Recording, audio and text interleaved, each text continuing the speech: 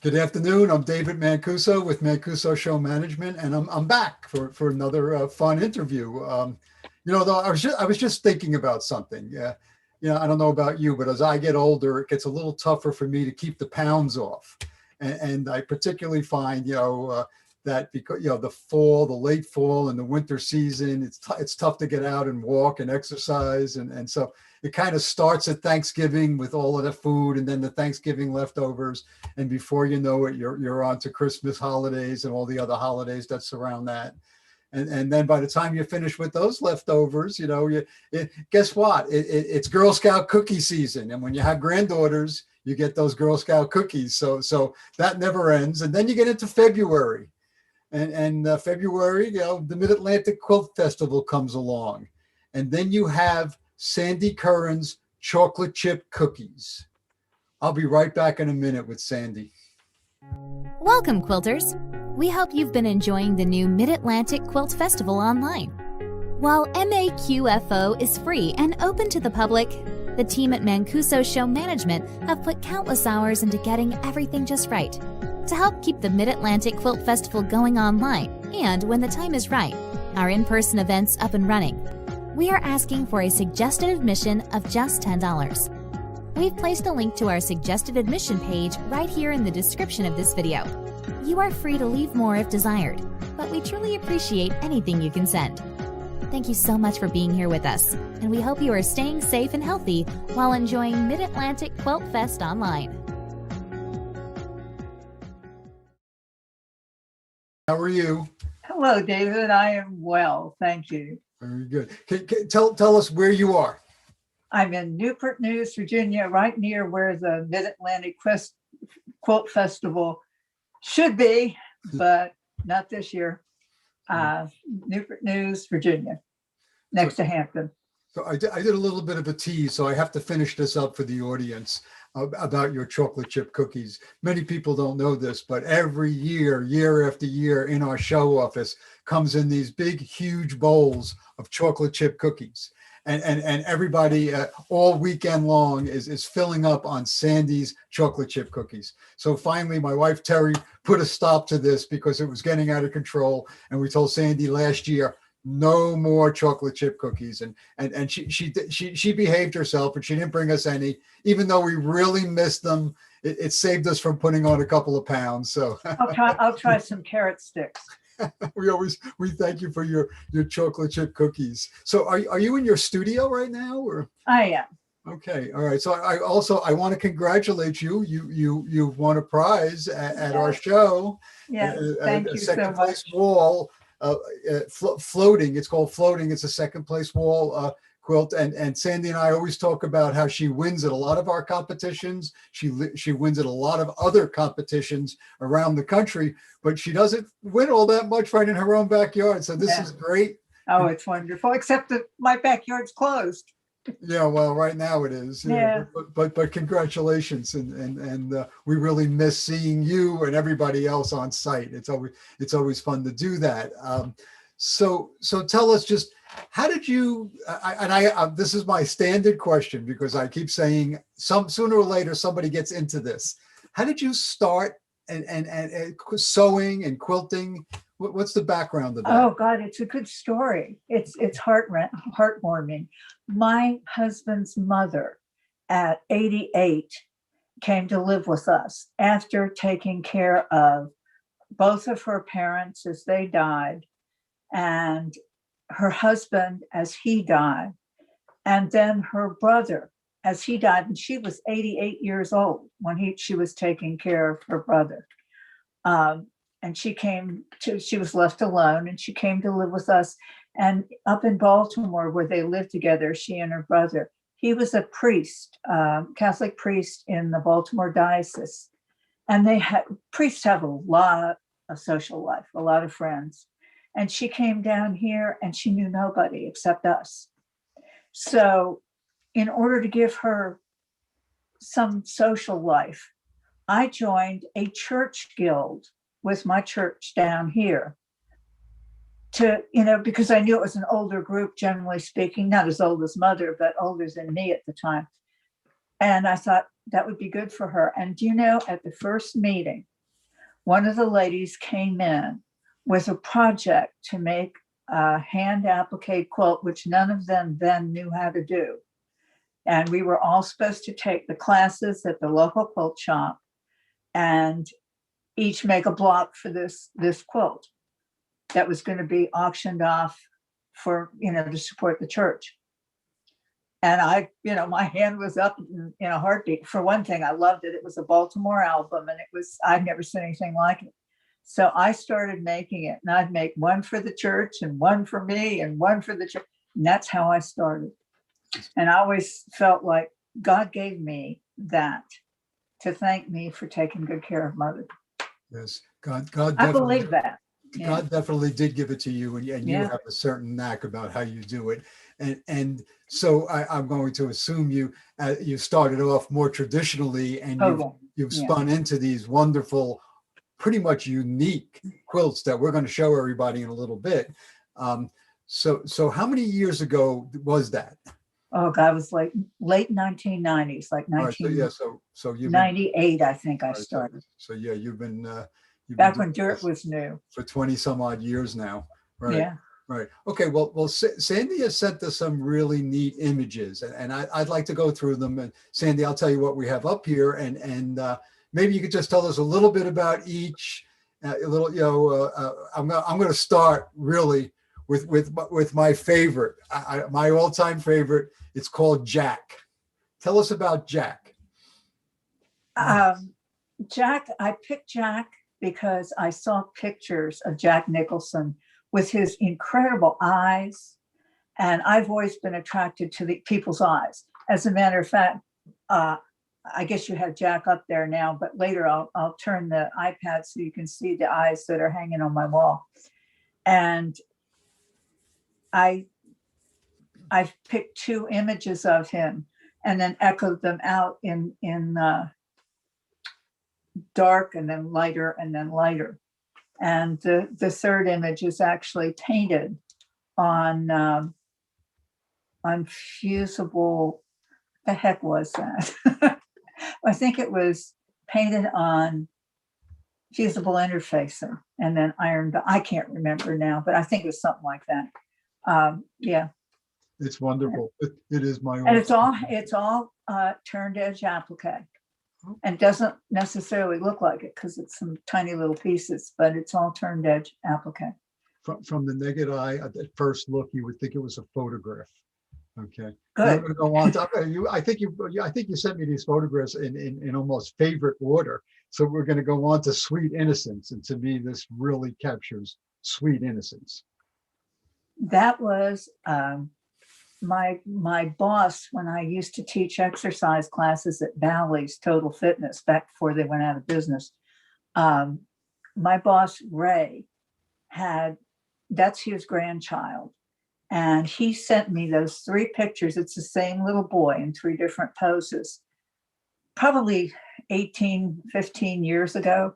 And I kept them, and I played with making patterns out of them, and I never could quite make it work. And then I guess it was about 7 or 8 years ago, I finally was able to do it. And then when I started to quilt it, I screwed that up totally.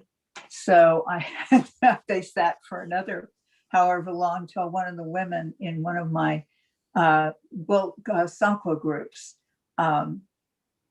told me to cut them out and applique them onto another background. And I thought, oh my God, you're kidding. But I did it and it worked.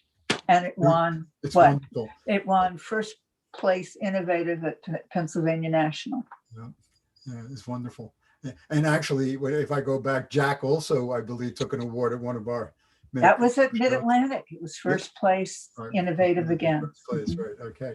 All right. So the next one we have, and to me, it's amazing how you could pull emotion, an image, and show emotion out of a piece, out of fabric in a quilt. And this one is called Polarization Pain. Yeah. Very interesting quilt. Yeah, I tend to do better on my work when I have an emotion attached to it. And I was feeling the difficulty because of our politics, not knowing what you could say to one person or another and not offend them. I didn't want to lose friends. I didn't want to lose, I didn't want to identify myself with one side or the other.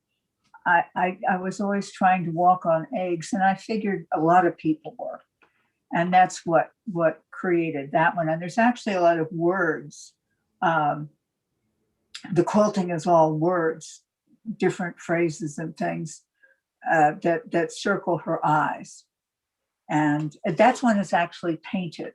That's paint on cotton. Right. And that one won Best Wall Quilt at Pacific International, which is pretty great. I remember it on the front wall. I remember moving it myself to the front. Oh, goody. That's what we do. We move it. Yeah, we have certain areas where we put the windows. And I remember out in California moving that to the front, right where I picked it up and brought it up front. It's wonderful. Yeah, we were kind of in a polarization, and that's a great title for it. Okay, the next one is called Respite. And it's 3 panels, and it's very I guess the best way to look at it, it's very cutting edge, modern, impressionist. Tell us about that quilt. That came out of a class I took with Katie Pasquini Mosopoulos. Okay. And she tells you to just kind of splash paint on paper and blow it all around and jiggle it. And then you take a little frame and you find a piece of it and you blow it up, and that's your quilt. And I did one of those panels in her, started in her class, finished it at home. And her technique is very similar to mine, the way she turns her edges, the way she makes her patterns and things like that. I'm a little different, but I liked it so much. It was a respite. It was a break from all, I tend to do a lot of portraits. And so this was just something completely different where I just played with color and enjoyed playing with color. And a lot of those are my own hand dyes and ice dyes. And I liked it so much, I made 2 more panels. Yeah, it's got a little bit of that Jackson Pollock thing going on. With the throwing of the. Well, okay. To me, it does. I guess so. But Katie's a wonderful person, wonderful teacher. Amazing. She is a wonderful teacher. She's too. An amazing artist. She's not just an excellent artist. She's an excellent teacher. Absolutely. Absolutely. We've known her for many years.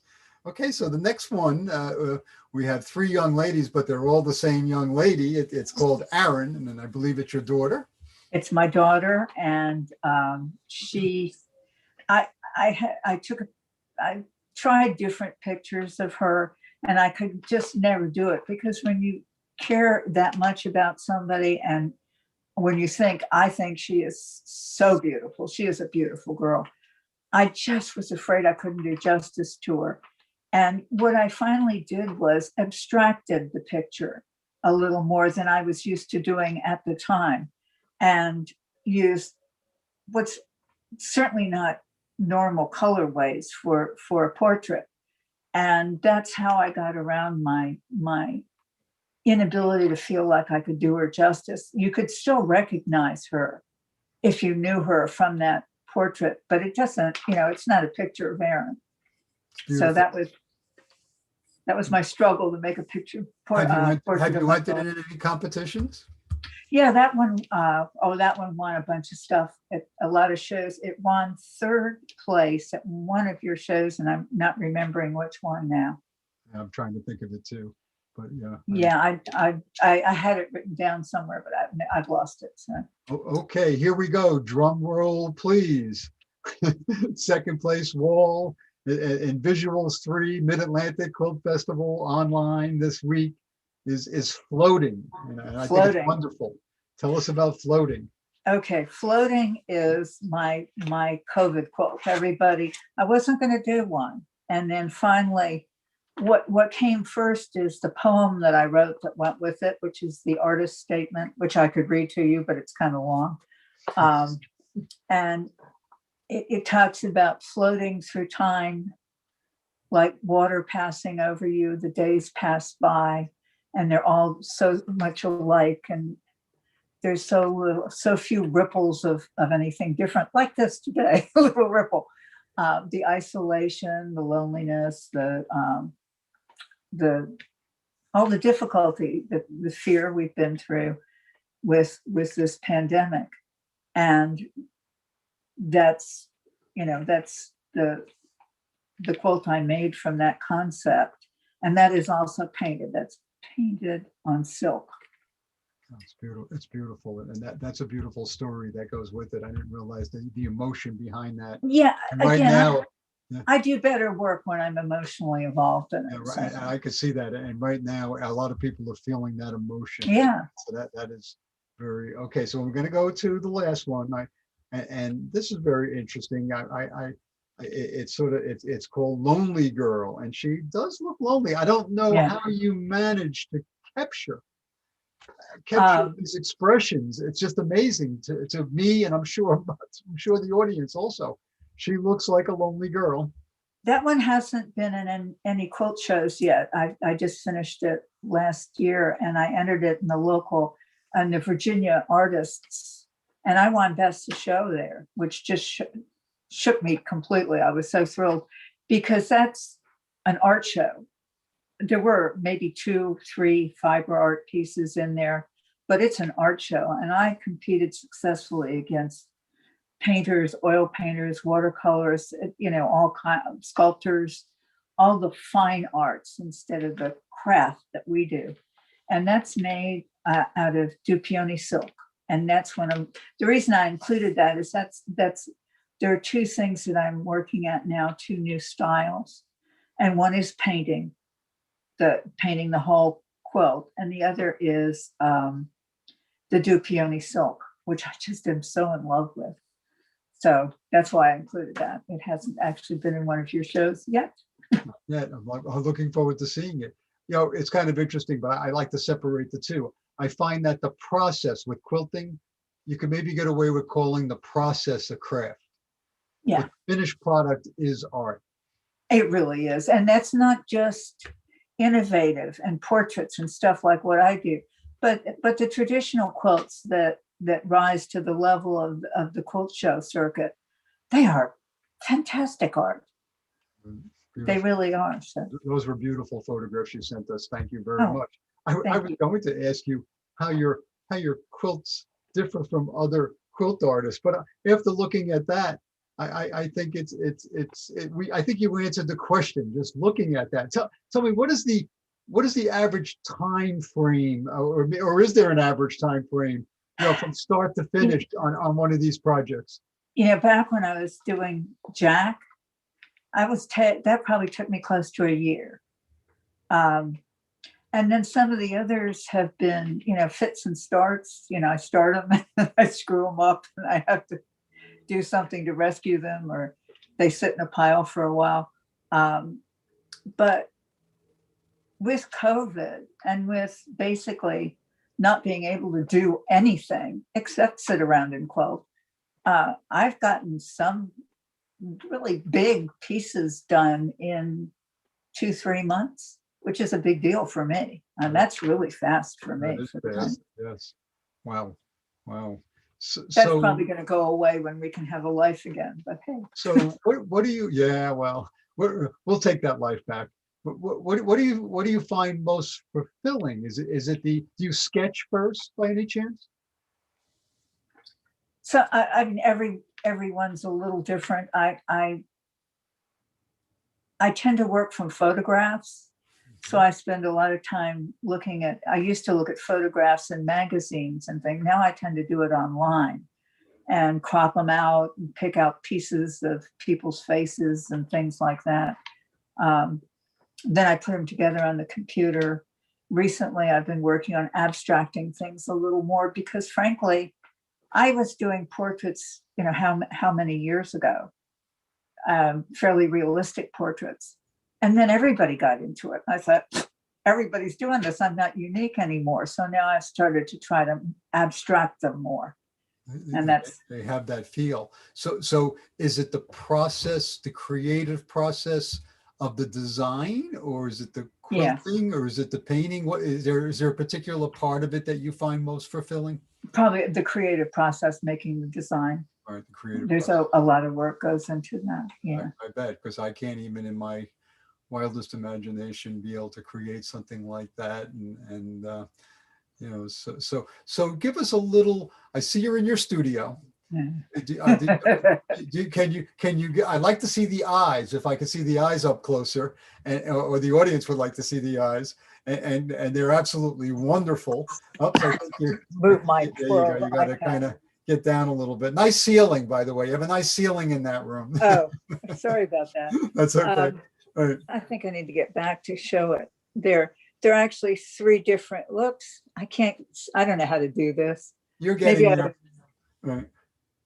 Wow. There we go. Now, is that one thing that you're working on there, or those three separate Those sheets? are 3 separate pieces Right. that I'm trying to figure out how to join together. Okay, because eyes are great. There's a The lot to be idea said I about had eyes. for that was that I would be able to show them separately, hang them separately, hang 2 together, hang 3 together, or later if I made another 1 or 2, which who knows if I will, I could add or subtract to it. So I was just thinking about it as something like that. So there they are. Very interesting. And they've been around. The top one I must have made close to 8 or 9 years ago. The middle one was probably a couple of years after that. And the bottom one, which frankly is the one I like the best, that was this year. Yeah, I made that one. That is a very interesting one. Very something very deep is going on with the eyes on that bottom one. If you can you take, what are you on, an iPad? Yeah. Yeah. Can you scan the room, slowly scan the room so we can see your workspace? It's just a big mess. Keep it a little lower. Keep it a little, there you go. All right. This is how I store my potential designs and ones that I'm working on. Haven't made into a pattern yet. I see you have that looks like what, a window? Oh, okay. I see your Bernina. I see your Bernina, our major sponsor. Yeah, I got that at your show last year. So is that right? Yeah. Is it a mid arm or a long arm? It's a mid arm. Mid arm. I mean, it's a what do you call it? It's a Q20. It's right, a sit down. Okay, yes, very good. Great and machine. I got it from Doris at what is it? A Different Touch over in Virginia. Yep, they're doing our show. They're at our show. So if you need any accessories from them, look them up. Right. I got to tell you, she was the greatest person to deal with. Anything I want from Bernina, I would run to her. And this is one I'm working on. Can you see that? Yes.